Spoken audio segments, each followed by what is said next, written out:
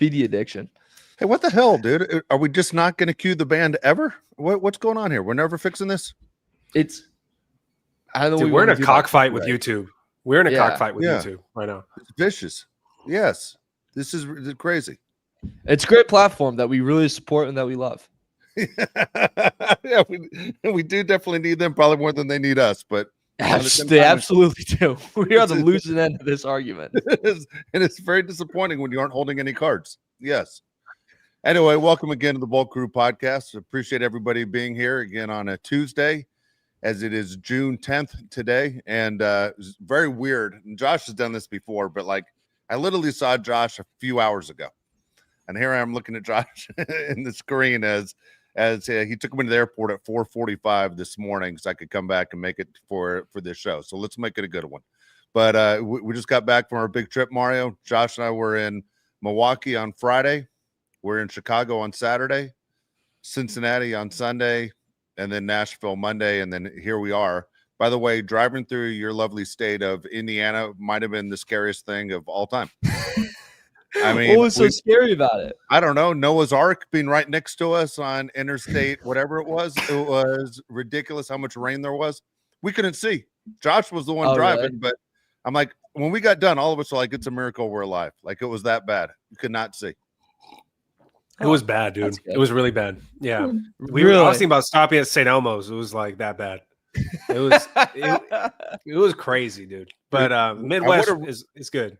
Saw the RCA Dome. I was like, we saw the RCA Dome. I was like, pull over, or Lucas Oil Stadium, I mean, and saying we're going to run the 40-yard real dash real quick and time it and get it on video. It's raining too hard. I couldn't even play around with that. I think because you went from Chicago to Cincy, right? Yeah, well, yeah, with Indiana getting in the way in between. Yeah, obviously. I think you drove probably right through my like hometown, like the suburb I'm from. You had to have because we're so far. Took the 65, baby, all the way down to Nashville. You fucking freaking damn right, yeah. It was a good time, man. It was a good time. All right, just last thing before we talk about football. Dave tried something he's never tried before, and I'm curious if you or anybody else on the show is into this. Espresso martinis. Are you into that? It's a fancier Red Bull vodka. Is my whole take. They're all right. I'm an Irish coffee more type of guy. Yeah. Not an espresso martini type of guy? It's okay. Like, I'm not looking for it, but if you hand me, I'll drink it. All right, my new thing. I've had three. I've had 3 in 3 days. Like, it's hey, let's wake up, but let's get a left up while we do it. It's a pretty good combination. Not gonna lie. That's like the tagline for the espresso martini. Yeah, let's wake up and get effed up at the same time. Yeah, exactly. Yeah. Dude, you should put that right on a t-shirt, Josh. Dude, my brother-in-law says I can make one. Never made one in his life. He made one yesterday. I swear to God, put half a bottle of vodka in it, but drank it anyway. It was still good. Still good. Anyway, tried it. Chicago, my first one, Mario. All right, that and one more thing, Mario. Buc-ee's. Are you aware of Buc-ee's at all? Oh my God, you're gonna get my brother fired up about this. He loves Buc-ee's. All right. By the way, hold on. Before you start talking, anyone who right now is in our chat who's dumb enough to follow us in the middle of a day, if you live in Southern California your entire life and you have no idea what the hell these guys are talking about, listen to this story because it is insane at what goes on in that part of the country. You tell me. You're the give me the experience. It was your first time ever going to Buc-ee's. What did you think? It's bizarre. First of all, okay, I'll explain it the best again. It's 500 gas pumps, which you think, man, that is something else. Okay. Like 500 gas pumps in one parking lot is nuts.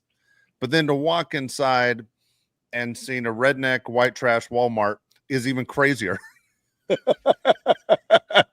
You can get anything that you could possibly think. You can get a cover for your rifle and you can get Chinese handcuffs. Like you can get anything you could possibly think of inside one store. I mean, from no matter what's in your brain, it is there with a logo of a beaver on it. Dude, I spent $20 on fudge. It had one little bite. I don't even know what I'm doing the rest of the fudge. Like I just bought it because I was there. Brisket sandwiches, bells going off. Technically, I'm in a gas station. Like food's good. Food's really good. But I used to freak out. Like I would never eat a Subway sandwich inside of a gas station. You know, they mix and match the two. Like I just don't want to mix my petroleum with Subway. Just never mixed in my head. But then Buc-ee's is like they embrace it all. I'm not gonna lie, I bought a lot of tobacco when I was there. It's hard to buy flavored tobacco in California. I did. Bought a lot. But Buc-ee's tagline should be "F it." Like there's no rules. Like everything goes. It's pretty awesome. The name like Buc-ee's, it has to be good. Yeah.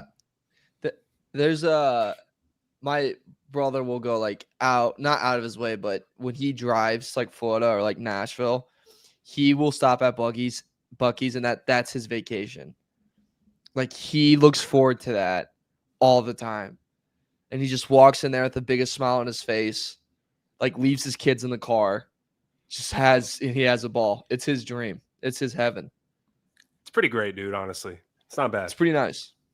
Yeah, it's not bad. All right, Mario. It's not a put down. It's just kind of crazy. Something you've never seen before. Very Southern. All right, Mario, lead us with this topic here as the title of the show. Yes. So PFF came out with some quarterback rankings and pretty much their quarterback tiers, gentlemen.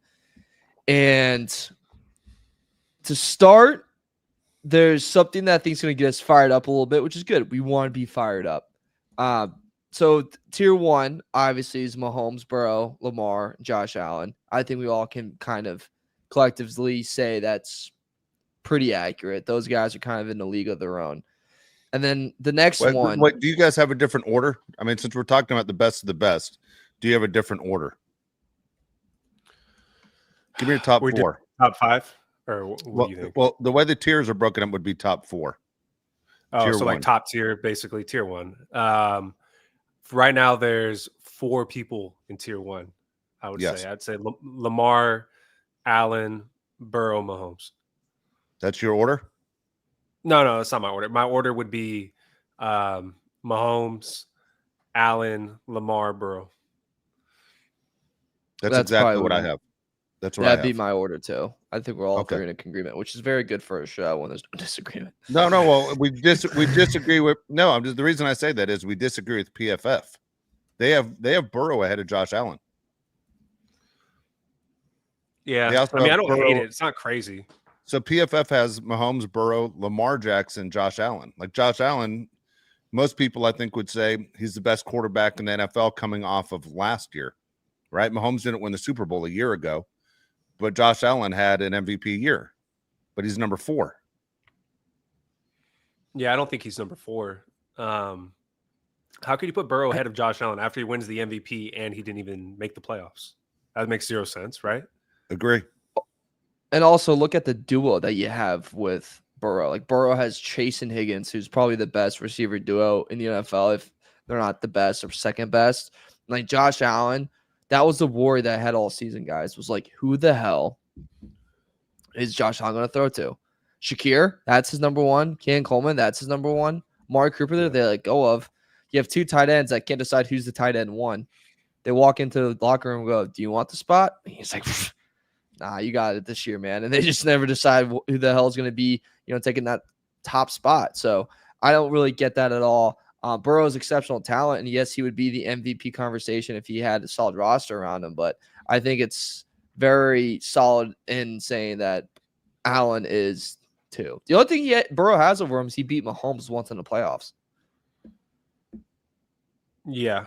Yeah. Do you disagree with that being the top tier? Do you think Jalen Hurts should be in that tier, or do you think he belongs in the tier with Justin Herbert right now? You go, Dave. Okay, I'm going to say he does not belong in that top tier. I'm a Jalen Hurts fan, okay? That has nothing to do with it. I think sometimes, and I'm going to get into my list when we're going through this as we go down, there's certain players that get a lot of credit because of the roster that they're surrounded by, right? And that, hey, that's not their fault that they're surrounded by great talent. They have a GM that knows what they're doing. There's certain quarterbacks that get penalized because they have a GM that don't know what they're doing, but we can all see their talent. So for me, I'd tell you right now, PFF has Jalen as the number 5 quarterback. I have Jalen as the number 7 quarterback. Just my opinion as a football fan. Meaning, if you put the guys that I put ahead of Jalen on the Eagles, do I think they still win a Super Bowl? Who do you have ahead of him? I have Jaden Daniels and I have Matthew Stafford. Matt Stafford? Yep, I think Matt Stafford. His career? No, I'm saying right now. Like if you put Stafford on the Eagles last year, do they still win that Super Bowl? Man, I think they win the Super Bowl with Justin Herbert. I think that team Okay. stats, right? Yeah. I Yeah. mean, I'm not saying you're wrong. It's just, Well, I think I there are don't know. people in the chat will say the same thing, Josh, is saying, guys, that's why our argument 2 months ago when we yelled at all three of you was if you put Justin Herbert on the Eagles, they're winning the Super Bowl still, and that's why Justin Herbert's a better quarterback than Jalen. If we're talking about just being a quarterback and throwing the football, I think Justin Herbert's at the very top. But Jalen Hurts is a winner. And people always want to say quarterback wins aren't a quarterback stat. But Jalen Hurts does have a track record of winning in college and in the pros. Justin Herbert really doesn't. So does that have something to do with the rankings, or are you just going to look at pure talent? Because that's a whole nother argument. I think you kind of have Stafford a little too high. And look, the Jalen Hurts conversation, that Eagles team was beyond stacked in so many different ways. So if you really do the conversation of like what QB can you put there where they don't win the Super Bowl, I mean, how far do you go down a list of what 5 to 15? You know, what's the cutoff line where you go that quarterback wouldn't win it with Philadelphia? So that's where I think that game gets a little tricky. Jalen Hurts, though, like rewind to the Super Bowl where they lost against the Chiefs. He played an unbelievable game. Like, if they win that performance is going down as one of the best we've ever seen in Super Bowl history. He had an MVP level season. I think we kind of overlook how talented he really is because of the system that's kind of around him. And you're like, this defense is unbelievable. Vic Fangio is an unbelievable defensive coordinator. The weapons around him is nice. Yeah, Saquon Barkley, that did a lot of things. But I think Jalen Hurts is a solid 5 spot in the QB rankings. Stafford's fantastic. He's a very good quarterback. But then, let's play that game with Stafford then. How many QBs are successful in that offense that he's in, that situation he's in with Los Angeles? Because I'd argue a good amount would be. So, You think so? How does that kind of go? I disagree on that. Jared Goff is the point of why not everybody's successful. Right? Jared Okay, Goff but how many guys do it? How many guys do you have ahead of Goff? And Goff went to the Super Bowl still. He just ran into Mahomes. That's a great question. Goff ran into Brady. I'm sorry. Goff ran into Brady. Yeah. All right. Okay. I have Goff at number 10. PFF has Goff at number 9. They have him as the best quarterback in tier 3, which is solid starters who have flashed high-end play. That's what they categorize him as. Okay. A solid starter. I don't agree with these rankings. I don't think anybody would agree with this. Well, that's what's the great thing about sports, right? We all have our opinions on what we see, what we like, what we think we know. Some people say ours is broken, not ours, but some will say the way they do it's broken down by computers. Computers don't always play the game. Look, the goddamn game that Mario was talking about where Jalen had a great game, the one he lost against the Chiefs. Remember, there's so much GD lacquer on that field that the Eagles couldn't get to Mahomes one time. They didn't even touch him. Remember that weird sign they put on the field? And there's no pressure on Mahomes. And the Eagles are like, wait, you completely changed the game of what we do.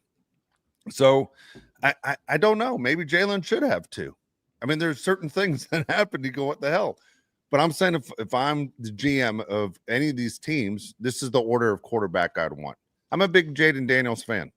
I think Jaden Daniels is the best is yet to come, and he was outstanding last year, like almost MVP level in his first year in the league.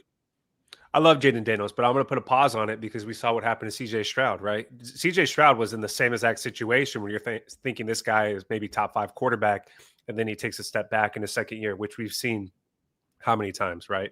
Tons of quarterback sophomore slumps. I want to touch on the quarterback rankings right now. They have Justin Herbert as the last quarterback in tier 2. They have Jalen Hurts, and this is high-end starters, tier 2. Jalen Hurts, number 5, Jaden Daniels, number 6, Matt Stafford, number 7, and then Justin Herbert, number 8. I'm going to give you the quick little write-up they have on Justin Herbert. This is what PFF has to say about Justin Herbert. Herbert might be the best regular season quarterback in non-clutch situations. His 91.0 overall grade over the past 3 seasons ranks 6th.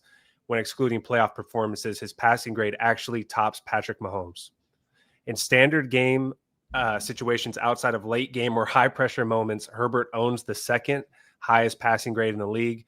With another year under Jim Harbaugh and improved weapons around him, we'll see if he can actually get over the hump. It's kind of brutal. They're basically saying when it doesn't really matter, he's the best quarterback in the NFL. When it matters, he's not. Is that fair? Not fair. It's fair, but not. It's not fair also because I don't know, man. The It's not offensive fair because line. he's our guy. Look, two things. I got to see two things this year. Are we going to block for him up the middle? Because how are you going to play quarterback if you can't block up the middle? And can guys get open? I mean, how many times last season was just Justin Herbert looking around the field and nobody but Ladd could get open? If he has guys open, he can win MVP. I don't think they ever will with Greg Roman as the OC because they're going to run the ball too much.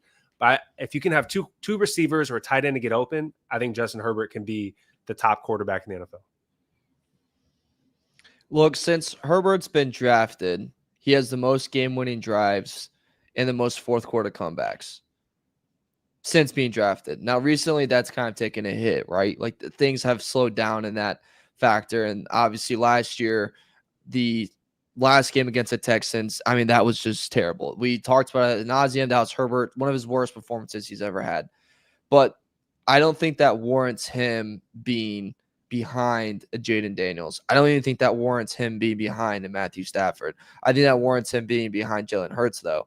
And I think that's the ceiling of Justin Herbert. If he wants to crack into that top 5 or to that next tier in PFF or even where we're like the elite quarterbacks, this year has to be a year of domination, of MVP football level, of playoff win and a possible playoff run, and fear. The fear of, hey, it's the fourth quarter, it's within a touchdown, and Herbert has the ball, and there's 2 minutes left.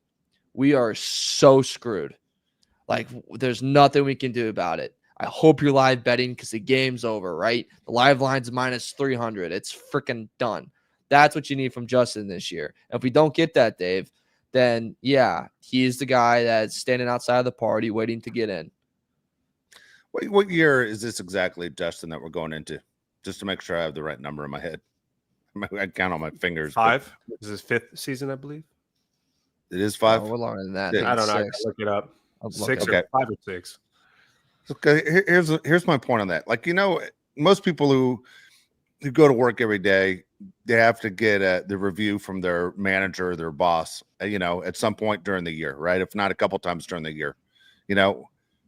Justin Herbert, there's work to be done on his review. It's not all glowing, okay?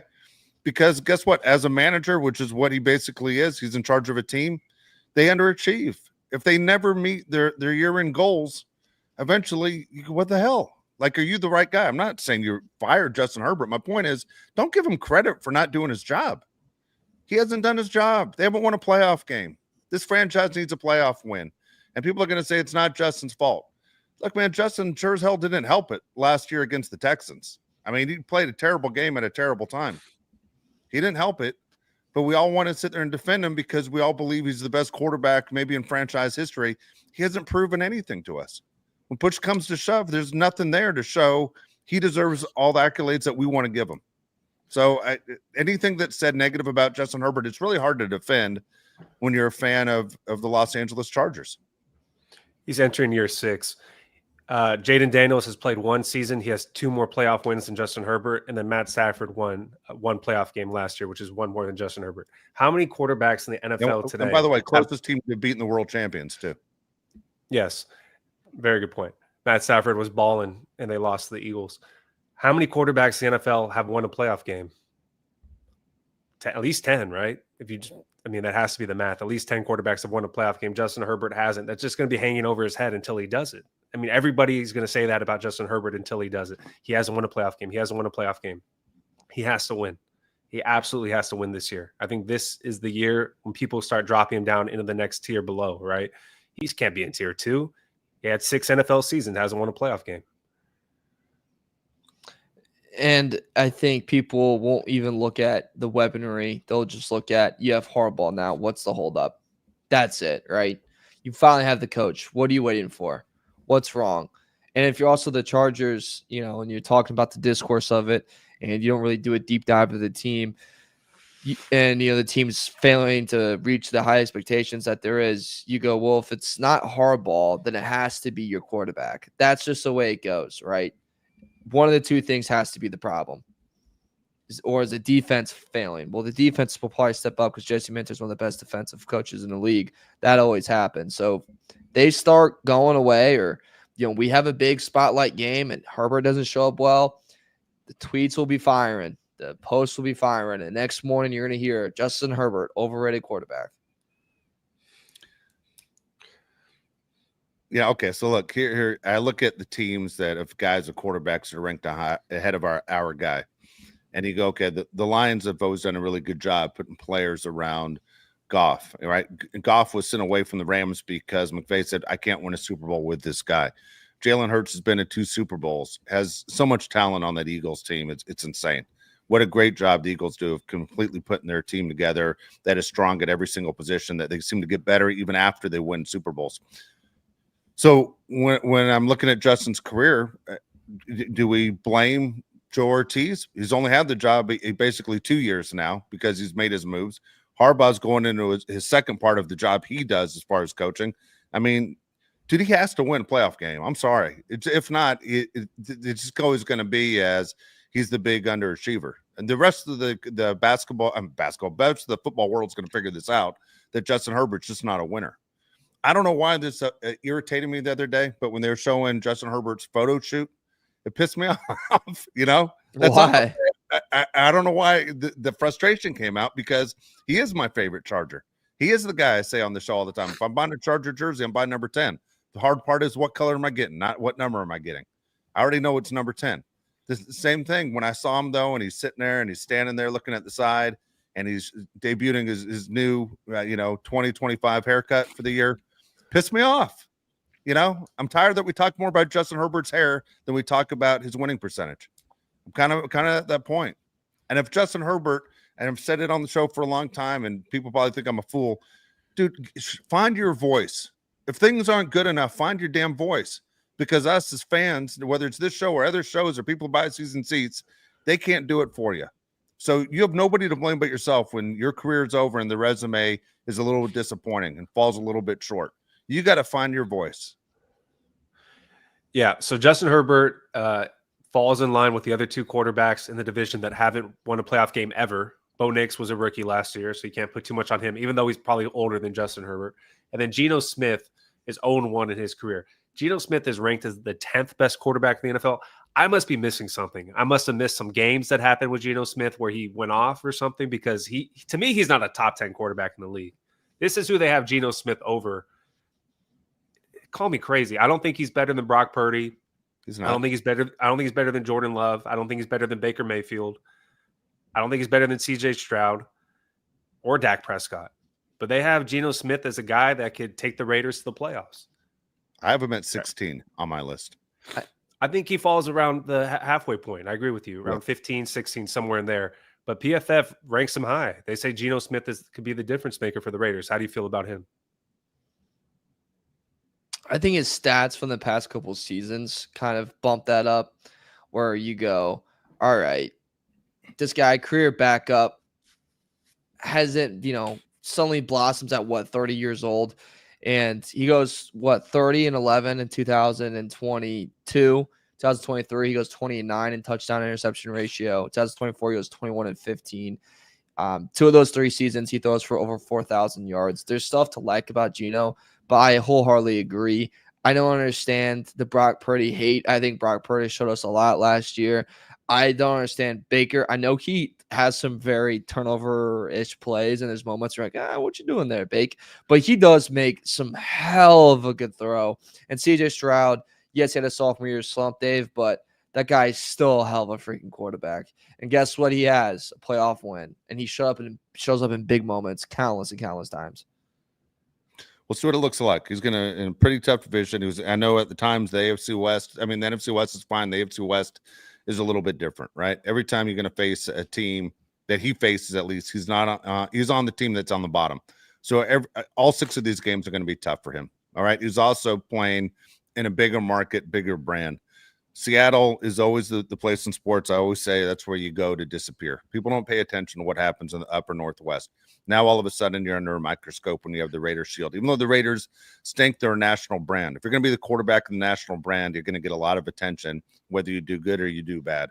And they haven't had a good one in years. Years. Maybe going back to Rich Gannon. That's a long time for the Raiders to say we finally have a guy. not a Geno Smith fan. And so when you see him ranked as high as he is, it doesn't make any sense to me. As Josh says, number 10. Here's what I have in front of him. You tell me if I'm wrong on any of these, okay? I have Goff at 10. I have Jordan Love at 11. I have Baker Mayfield at 12. I have Dak at 13. CJ Stroud at 14. Kyler Murray at 15. Those are I agree the guys with you. I have in front. So he's not better than any of the guys I just mentioned. No, I'd put Love a little lower actually, but Okay, I agree with most of you. No, I understand that. Yeah, and if Love wasn't wearing green and yellow, he'd probably be higher. But my point is, though, yeah.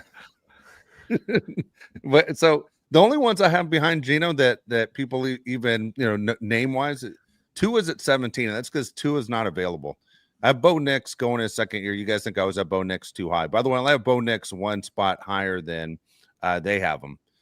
Trevor Lawrence, not a fan anymore. Drake May, Bryce Young, Caleb Williams, Cam Ward, Michael Penix, J.J. McCarthy at 25. Now, look, they have J.J. McCarthy at 21, ahead of Drake May, Michael Penix, Caleb Williams, Cam Ward. Now, how the hell can J.J. McCarthy be ahead of all those guys in the same class he was drafted with when he was drafted behind all those guys? And Cam Ward, who's behind him at 25, was the number 1 overall pick this year. J.J. McCarthy hasn't played. Matter of fact, J.J. McCarthy is supposed to be that name that Jim Harbaugh played around with to give this guy a chance to make a little bit of money. But remember, before Michigan played Alabama in that college football game, everyone said J.J. McCarthy wasn't even an NFL quarterback. Now, all of a sudden, he's ranked as one of the top 20 guys in the entire world to do this without playing a game. How? Why? He shouldn't be. He absolutely shouldn't be. Caleb Williams, I think, gets too much hate. I really do, man. I think Caleb Williams is one of those guys that's going to be really good this year. He has so many weapons on his team. I'd be surprised if he's not a top 15 player quarterback in the NFL this season. The J.J. McCarthy thing makes zero sense. We all saw him at Michigan. We saw what happened when he had all that talent around him. Let's see what he does with the Vikings. I know he has the best receiver in the NFL, but that's one player. If he can make Jordan Addison look really good, they can win some football games. If he can't get everybody the ball besides Justin Jefferson, he's going to struggle mightily. I don't like putting a guy that hasn't seen a real snap of NFL football coming off a year-long injury ahead of others. There's so many different variables where you just look like a complete idiot. Yeah, is there high upside? Like, congrats. You got him above other guys, and like that worked out in the end. But this was a guy, and you guys mentioned it, in college, he was in an offense where, dude, if they could run it 98% of the time in the game, they were going to. They're going to push for 100. They didn't want him to throw the football. Like, they were completely fine with that. That was like the Michigan way. And suddenly in the NFL, he's going to be above the rest of these guys, and he hasn't played in a year. My ass. That's just not going to happen. Him and the Michael Penix love. Michael Penix had a very good stretch of games.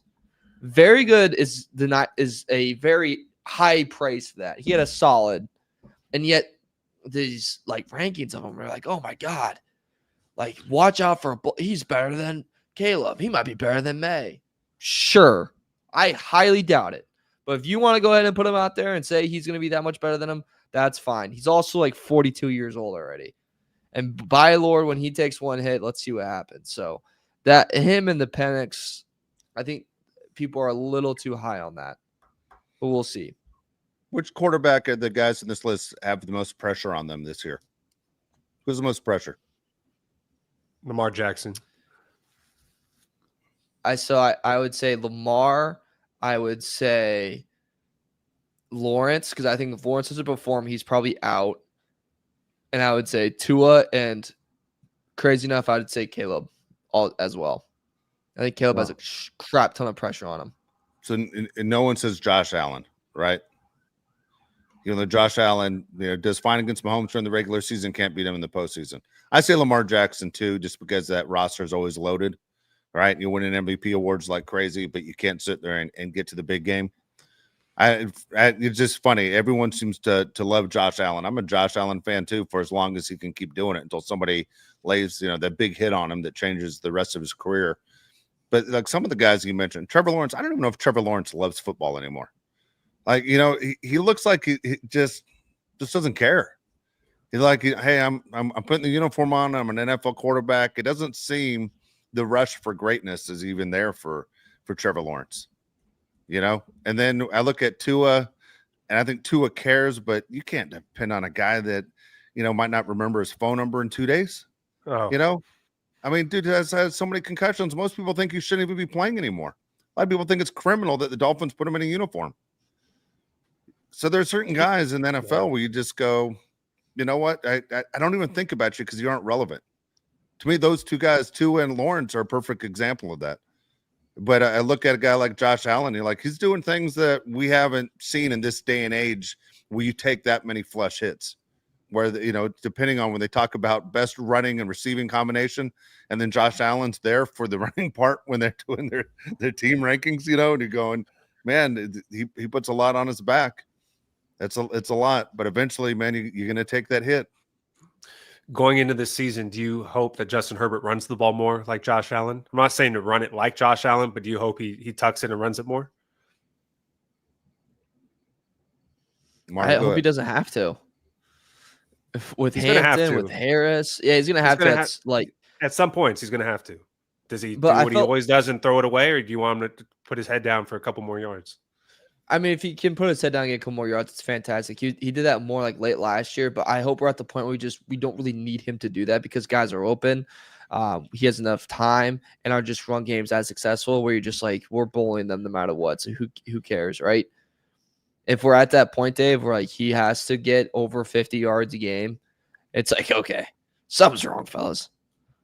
Yeah, Justin's not built for it. I hope he doesn't have to run a lot. I'm all for the Steve McNair move, and this is before you guys paying attention to football. Man, the Titans had Steve McNair that could run, but, man, they changed it and had him run when the playoffs began. When we need it for the postseason, we have time for your body to heal during the offseason. We need you to run when it's time to run.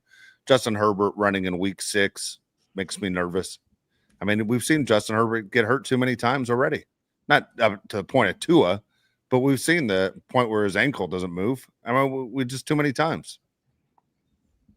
Yeah, I don't know. I kind of disagree. I think Justin Herbert should run the ball a little bit more. When you watch Josh Allen, Lamar, Patrick Mahomes, even Burrow, who can't run nearly as fast as Justin Herbert, they all tuck in and run it. If it's 3rd and 2 and they're rolling out, or they need to step up. I'm fine with that one. 3rd and 2 is different than 3rd and 17.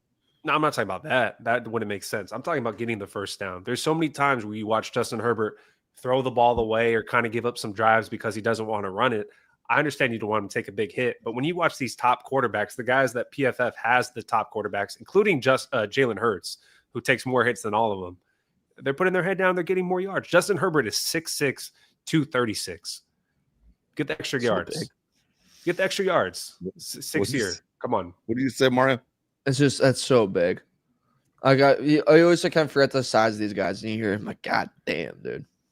But okay, well, give an example. A guy like Jalen. Every time I see Jalen Hurts run, I'm not ever thinking, oh man, he might get hurt on this play. I already know Jalen's background. I already know from the waist down, his legs are so strong. He's right up there, one of the strongest guys in the NFL. Like Jalen is built for this. He's been since he was 17 years old. He was taking hits. Josh Allen has proven he's built for this. But there's certain quarterbacks I just don't think are built to do this for 17 games before the playoffs begin. But they're like Lamar showed last year, and like Allen did a better job. But Allen's very guilty of like, dude, you did not need to take that hit. But there's like smart running, right? We talk about the Amon-Ra St. Brown thing all the time when he caught it and his coach asked him, why'd you go down? He goes, there's no point in me taking a hit right there. Why would I take that hit? And Lamar has like literally credit all to him. Mahomes, does the thing where he like flops like a baby, but like Lamar does an excellent job of knowing when to take it and knowing when to not. And I think Herbert did a better job of that, and he will continue to do a better job. And I trust Herbert in his size. Like he's a tough mother effer, man. Every time they report like he has some injury, it's like he's questionable. It's like, okay, if God, Zeus, Poseidon, and whatever you believe in is like standing in front of him, but he probably won't play. But if they're not there, then he's going to be on that field. And praise be too, because hey, I'm Christian. All right, let's get to the chat here. We have a handful of comments. A lot of people have. Oh, we had breaking news. We had breaking news. Oh yeah, we got breaking news. Sorry, breaking news. J.K. Dobbins signs a 1-year deal with the Broncos for $5.25 million. Dave, what's your thoughts? Okay, that's where old Charger running backs go to die. I don't know what to tell you. Hey, Jake, I appreciate the time with the Chargers, but we are not wishing you the best of luck. Yep. I hope nothing but the worst for J.K. Dobbins. What do you think, Mario? And JT, I hope he sucks. I know JT's on the show too. Yeah, JT texted me today. He's like, dude, like, get ready for hell. And just sent me like some really dark messages. Like, God, JT, keep it light, man. I just met you a couple weeks ago. But no, look, the Broncos have a very big glaring hole at that running back position. It was shocking when they didn't fill it in the draft when O'Mara Hampton was right there. And they go, hey, instead of filling in the biggest hole we have in our offense, let's go ahead and add a corner to an already stacked secondary that we have with our team. JK's going to get a lot of run. He's going to get a lot of touches. Can he make it, though? Can he make it all 17 games, guys? I don't think so. No, you can't. No way. Yeah. Yep. All right. We'll start with the chat here. What we got? AK. 499. Uncle Dave, thank you for watching my video. Me and you are not scared, but I'm going to make it official. Josh and Mario fans are chickens, afraid of the Ravens. He's not going to let this go. I'm not afraid of the Ravens, AK. I'm not. Okay, next one. AK sent me a video the other day where you're smoking a big cigar. I mean, that was a big ass cigar. That was like Peter Parker's boss, big cigar. Spider-Man. I don't even know you got a cigar that big. At the same time, I'm not gonna lie, it made me a little bit nervous you're gonna burn the house down. But I appreciate the video. AK 499. Now I have a question, please. Which rookie needs to have the biggest impact on the offense this coming season? Opposing defenses are going to have to worry about Hampton and Harris. Thanks. What do you think, Mario? I'm going to go with Harris has to have the bigger impact because of just such a room that doesn't have a lot of talent. We don't know how many games Mike Williams can play in a full season. We relied a lot on Ladd last year. Can Trey Harris kind of come in there, be an X factor, and be someone else that Herbert can continually throw the ball to? If Hampton underperforms, we still have other options in there at the running back positions. But if Harris is really underperforming, that offense can really take a dip. I agree. I think Trey Harris is somebody I'm really looking forward to this next season. So Amari and Hampton, but you got to think Amari and Hampton is going to have to share a lot of carries with Najee Harris. I think the ceiling is not very high for Mike Williams, and you can't expect Ladd to take so many hits. You need Trey Harris to step in there, maybe catch some deep passes, right? That's a big thing with this Chargers offense. How many guys can go down the field and catch some passes 20, 30, 40 yards down the field? All right, what do we got next? Cam T, 499, and then he follows it up with 499. Sweet. Speaking of what? I said sweet. Nice. What are you going to do with those $9? You going to spend it all at once? Buc-ee's. Yeah. He said, speaking of Buc-ee's, did you guys see that one that has been approved to be built in San Diego? I didn't see that at all. Is that actually true? I thought it was only in the South or the Midwest. You guys don't deserve a Buc-ee's. They don't. Get in. I know exactly where they'd put it. They put it on the 8 between El Cajon and El Centro. Right? Yeah. It's an inside. It's pretty nice. You guys are gonna really appreciate it, dude. You guys are gonna really love it. They'll ruin it, just like they ruin everything else. Isaiah and Kelsey Lewis, $2. Jim doesn't want to be known as a lover. He got it. I think he's talking about his relationship with Justin Herbert. Right? I don't know. He literally dreams about him. I mean, he says that. He dreams about getting him in the Hall of Fame. You got to win some games to get in the Hall of Fame, Jim. Real question is, guys, is Harbaugh a good lover? No, he's been married multiple times.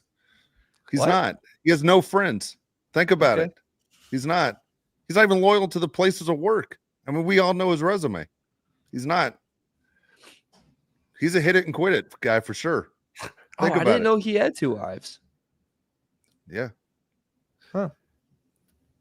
Jesus. Well, Angie 999 says, hi guys, missed being in the chat last week. I want to see J10 run more too. He's shown that he can do it. Great show. Thanks. I agree, Angie. When he runs, the Chargers win. I think there's something about a quarterback running to get a first down that energizes the whole team.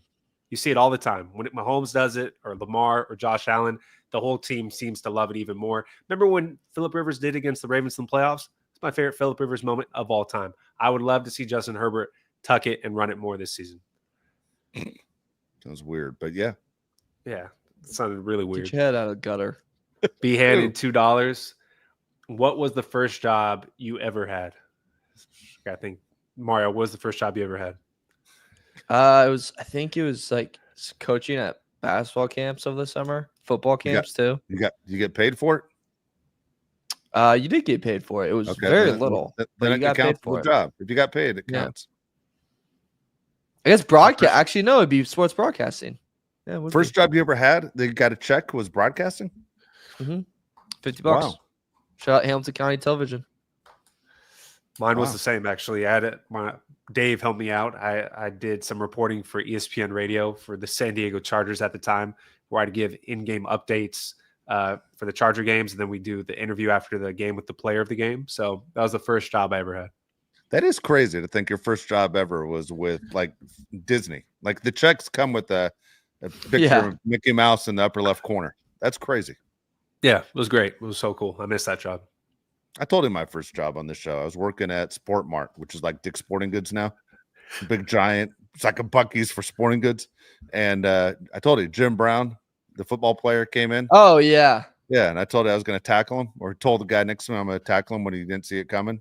Like 68 years old, just to say I brought down Jim Brown. I would have got fired on the first day, but I just wanted to have that story that I tackled Jim Brown when no one else could. And then I didn't. It would have been a bad deal. Probably would have been on the news. But yeah, it was that was my first job. Hey, I want to hear what other people's first jobs are. Let us know in the chat. Dave, you got a Who was rant? working down the 7-Eleven for nickels? We don't want to hear that one. It's a sad story. That was a layup. What do you got, Dave? What, my rant? Yeah.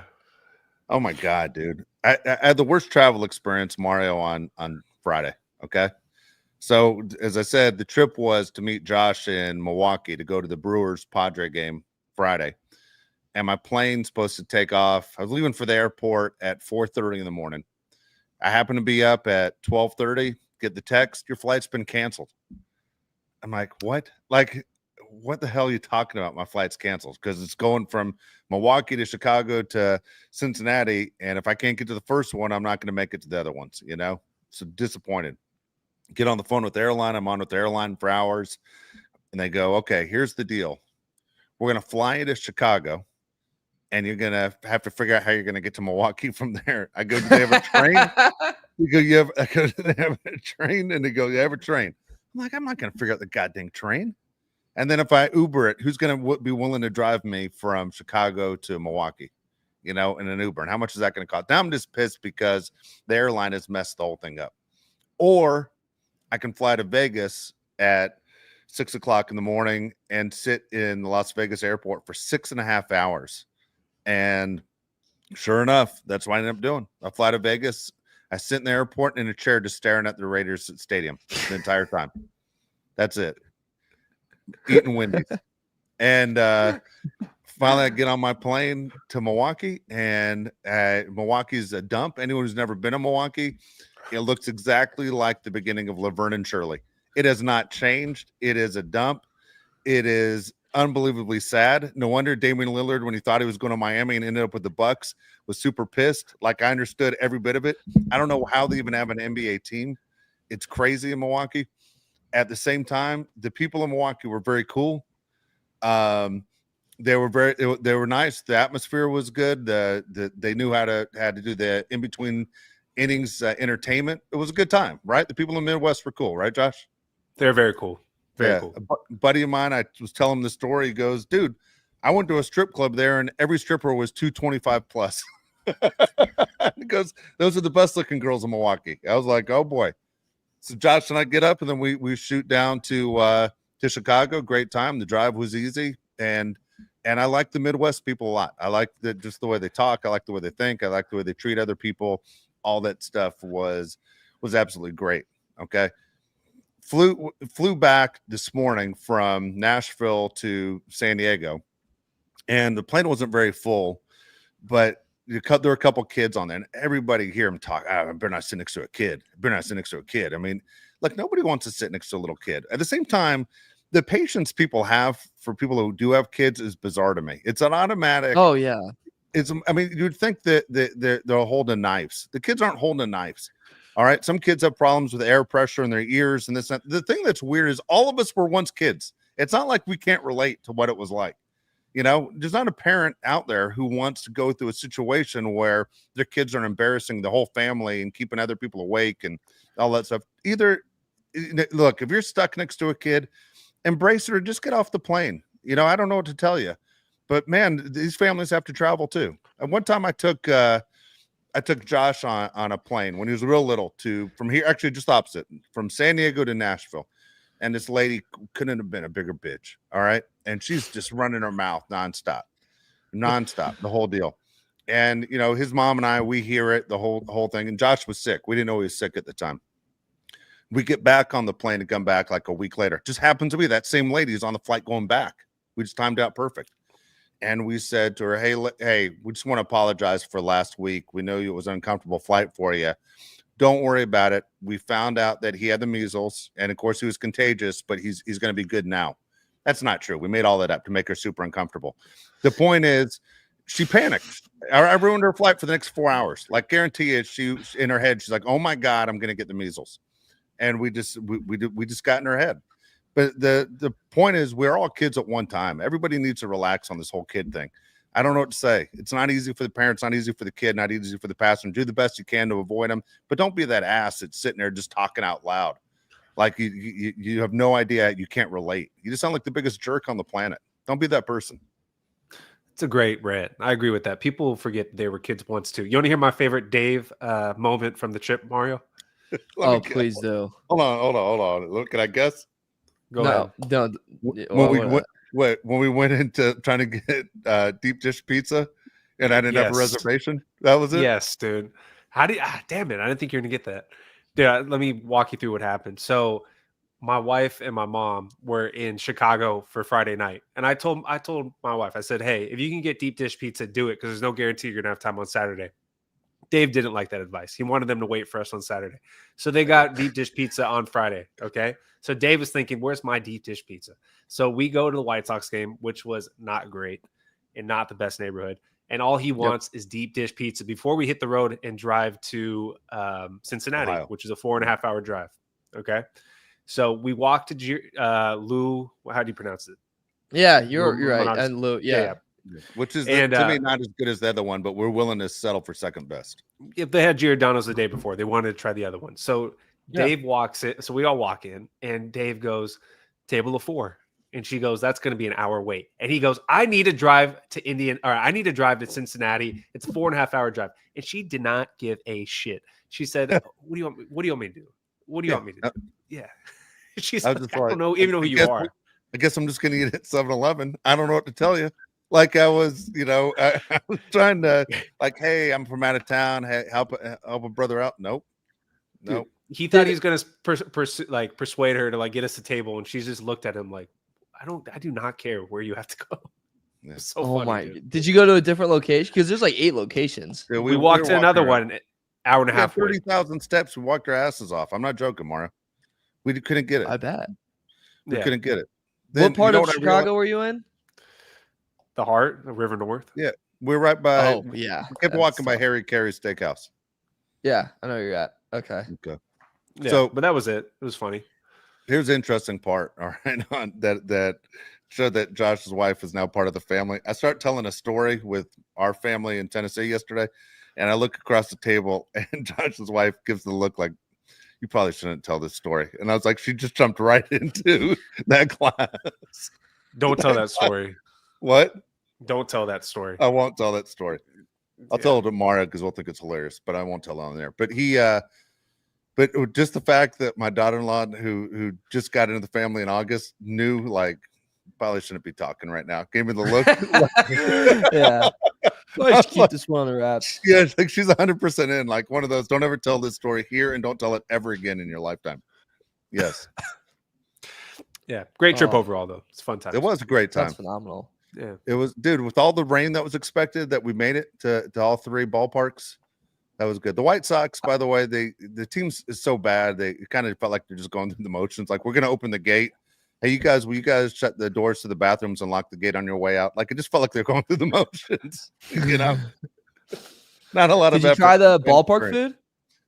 We didn't do theirs. We heard theirs was the best, but it was honestly, it was weird. It was like it just didn't feel like Major League Baseball. Does that make any sense? The vibe was off. No, the vibe was off for sure. It is there. Yeah, it's off there. Yeah, it's odd. It's like depressing almost. Yes. Yeah. Oh, 100%. Yeah. Anyway, Yeah, it was a great time. We were hoping to catch up with you, Mario. That we're hoping maybe you'd be in town that weekend, but we missed you. So maybe we'll catch on one of these. Anyway, I have something for you guys that I was gonna text you about, but I wanted to wait. This past weekend, walk into a bar, haven't had a drink yet. I was like, damn, I really got take a piss. Go to the bathroom. They only got a stall. And I was like, all right, I mean, this is just gonna have to do. Get a call from a buddy. As I go to reach into it, slips out of my pocket, clang, clack, toilet. Dude. Toilet. Straight in there. All the way down. So I'm thinking, Christ, this is not good. Keep in mind, my phone has a case where like my ID, my credit card, debit card, my it's all attached on the back. All attached. You gotta put your hand in. I gotta get in. So I go in there, I grab it, and I go, all right, thank the Lord.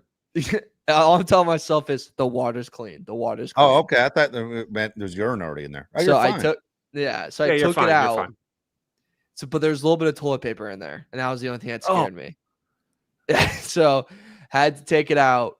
As I take it out, I remember in my head, I'm like, there's a commercial of a guy cooking with his iPhone, and there's stuff getting all over it, and he just puts it under the sink, and it's fine.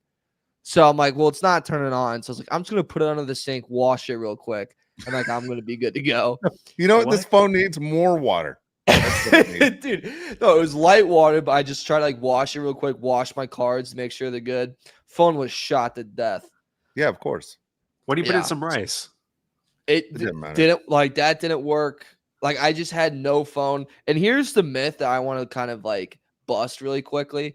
The whole thing of like, when you don't have your phone, it's actually really relaxing. It is not relaxing at all. It is. I was so because like, and we're in a part of DC I did not know very well, and I was just like, there was like a parade going on. It's very crowded, so my mind's going, if I lose one of my friends, I'm cooked. Like I'm done for the day. Now I have to get an Uber back home. The train is 30-minute walk, and I don't know which direction it is. Like I am done. So I was like pinning my. Like I told my friend, I go, you can't go anywhere I don't go because it is so crowded. If I lose you, like I'm done. And so that's what I was doing and then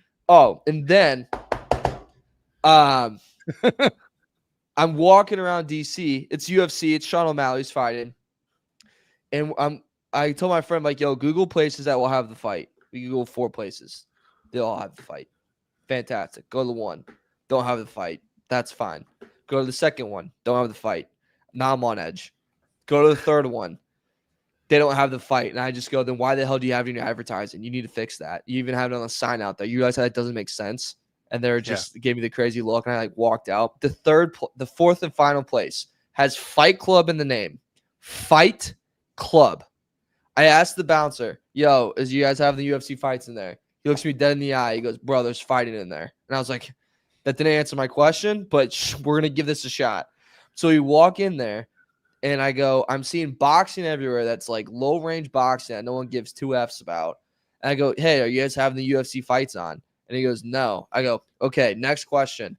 Is your name Fight Club or is it not Fight Club? He goes, no, it's Fight Club. I go, then why aren't the fights on? It's Sugar Sean. It's a household name. Like, what are we doing in here? So we potted up on my buddy's phone. We were like watching it. And we're like going to time it out with like the next breaking fights. We're going to go back to his apartment. And the guy comes around and goes, that's a $20,000 fine if someone comes and takes a screenshot of what you're doing. Yes. And I look at him and go, that's fascinating. Thanks for the fun fact. And I turn around and keep watching the fights. 100% is. So irritated. Yeah. A buddy of mine owns a bar. Same thing. Yeah. He said he stopped carrying them because it was just too expensive. You could have charged enough on the cover charges. If your name's like Fight Club like that, I bet you can draw. He meant like this bar fights in this bar is what he meant. That's what he was telling you. You can become your own Sean O'Malley, actually. Yes. Just piss off that guy. So did you go get a new phone the next day? Yeah, so the next day I go to Verizon because I was like, oh, you just go to Verizon really quickly. I go in there. There's 4 people that I walked up to 2 people. The 4 just walked away. I was like, hey, excuse me. And they just walked away. I'm like, all right. And then finally I go up to the lady. I go, hey, phone's water busted. I think I have insurance. And she just like writes on a Post-it note and hands it to me. She goes, yeah, go to this site. And I was just like, customer service, 10 out of 10. Thanks, you guys. And just like walked out of there. And then they sent a guy to help like set up the phone. And this guy comes to my apartment. What? He's just sitting What the there. hell are you talking about? What? They come to your apartment. No, we sat there for like 30 minutes with this guy watching tires on Netflix, just setting up my phone. What in the world, dude? I've never heard of such a thing. And then he had to oh my God, I forgot about this. So he was like, let me write down a helpline to call in case your like connection doesn't come up right away. And so like I have like a stack of notebooks, and each notebook, like there's a work notebook, there's my planner, and then there's like I try to journal every time if I have like my anxiety is really high or something. I'm not paying attention. Give you $10,000 for one of your journals. I just wait for it. Dude, I'm not paying attention to which one I grab. I grabbed the mental health one. I handed it to him. I just go, yo, find a blank page. And like, again, these are when I'm like really mad or like really upset or like down bad. And there's some scary things written in those damn things. And dude, he's just swiping through. And I'm going, huh. And I go, oh, that's not good. And so, there's a lot of Tyrese Halliburton stuff in here. Yeah. He's like, what happened? What happened? Who hurt you? Yeah. Dude, it was just very funny. I was like, oh, my bad. Damn. Yeah. What a weekend. What a weekend is right. All right. There you go. Now look at that. Everyone here, you got to come back on Thursday. More of that stuff. All right, we'll be back on Thursday again. Thanks for joining us, Bulk Crew Podcast. In June, man, I tell you, it's all different. So you're going to get things from all different angles. And we didn't even get to the whole Caleb Williams, Ben Johnson situation where Ben Johnson's like, enough of Caleb Williams not holding his hand anymore. We'll get into all that stuff about some of these coaches and quarterbacks that not everybody's in love with their quarterback as well. For Mario Heron, for Josh Pele, I'm Dave Pele. Again, thanks to JT. You guys didn't see on the screen, but JT doing a great job helping us as well as our first intern ever on the Bulk Crew Podcast.